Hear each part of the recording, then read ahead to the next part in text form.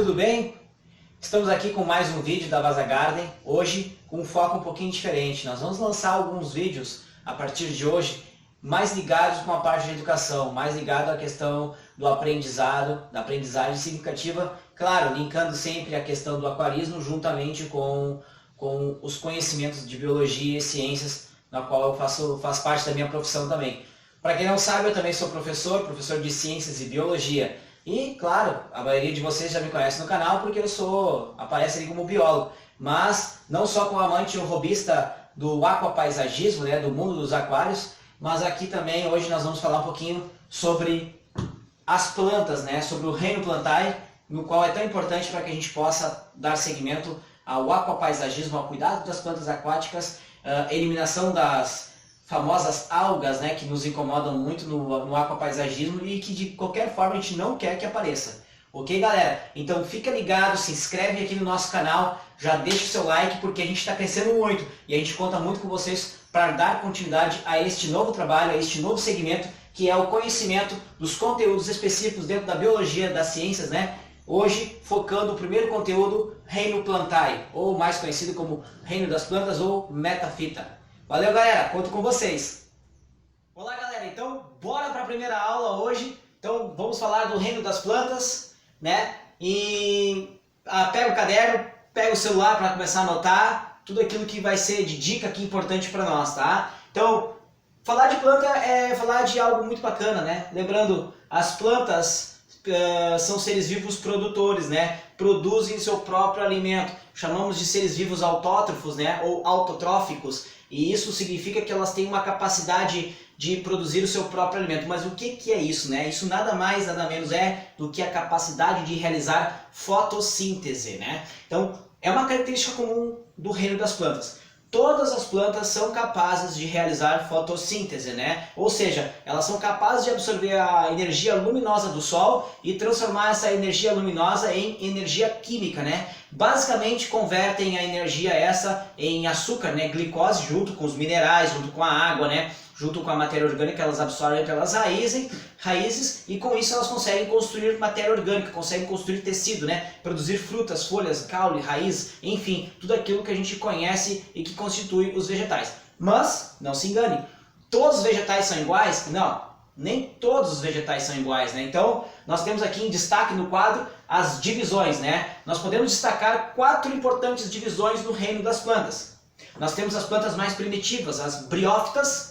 Depois nós temos um avanço evolutivo surgindo plantas com os primeiros vasos condutores, né, de xilema e floema, que são as pteridófitas. Depois nós temos uma evolução, um processo de desenvolvimento no qual as plantas começam a dominar vários outros ambientes que se caracterizam por plantas conhecidas como gimnospermas, né? E essas gimnospermas são conhecidas como os pinheiros, né, as araucárias, né? Então essas plantas dominaram boa parte do período da vida do planeta, né? Da história da Terra. E logo depois surgiu um novo grupo de plantas, né? E esse novo grupo é conhecido como as angiospermas, né? As plantas que produzem um fruto verdadeiro, né? Flor, fruto. E essas plantas hoje são as que dominam o território do nosso planeta Terra, né? Dominam o globo.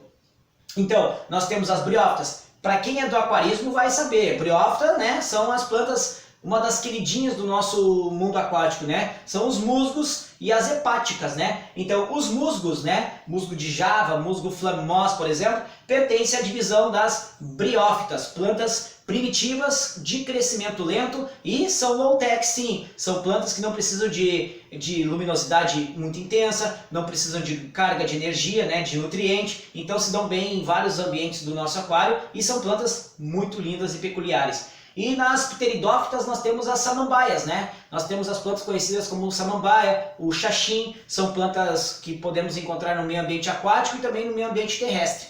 Então são plantas um pouquinho mais complexas, porque já apresentam vascularização, vasos condutores de energia, né? Xilema e floema, seiva da planta, né? Então aí nós já temos um avanço. As gimnospermas, os pinheiros e as araucárias, como já havia falado, e as angiospermas, as plantas mais comuns, né? Tomate, arroz, nós temos laranjeira, bergamoteira, jabuticabeira, pitangueira, então uma série de plantas, né? As mais variadas tamanho arbustivo, tamanho arbóreo, plantas rasteiras, né?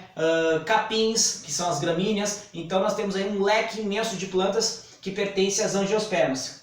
Ficaram ligados nas divisões? Então são 4 importantes divisões que vocês não podem esquecer quando a gente trata das plantas, né? O que as plantas têm em comum? A capacidade de realizar a fotossíntese. Como que uma planta realiza fotossíntese, galera? O que ela precisa ter para fazer fotossíntese? Uma planta, para fazer fotossíntese, ela precisa ter clorofila. Ela precisa ter esse pigmento verde que dá cor à planta, né? Através da clorofila, ela consegue absorver energia luminosa. Então, a célula da planta é uma célula do tipo eucarionte, ou seja, ela tem um núcleo, né, protegido com uma membrana nuclear, onde a eucarioteca está dentro do núcleo, dentro do nucleolo do núcleo, protegida, né, o seu DNA. Então é uma planta eucarionte, a planta possui organização celular do tipo eucarionte.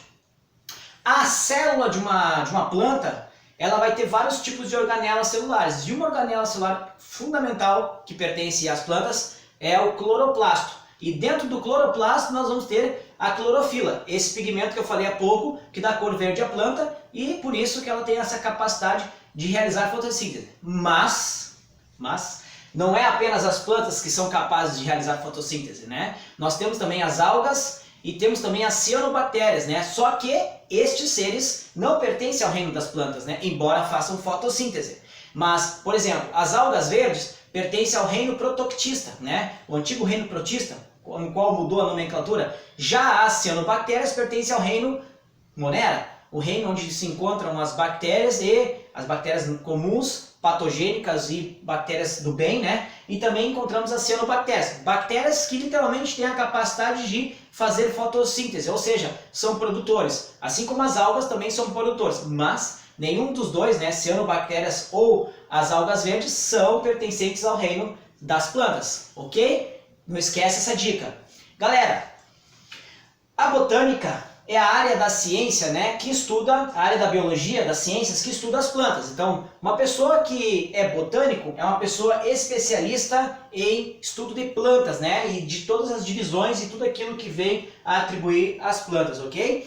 Então essa foi a nossa primeira dica, primeira aula. Continue nos acompanhando em nosso canal, pois nós vamos começar a passar várias dicas relacionadas às plantas, relacionadas às algas, relacionadas às cianobactérias, relacionado à zoologia, relacionado à paleontologia, relacionado ao mundo da biologia. Fica ligado, logo logo estaremos trazendo mais curiosidades para vocês. Na descrição dos vídeos vocês podem deixar suas curiosidades ou tema para os nossos próximos vídeos. Conto com vocês. Abraço a todos!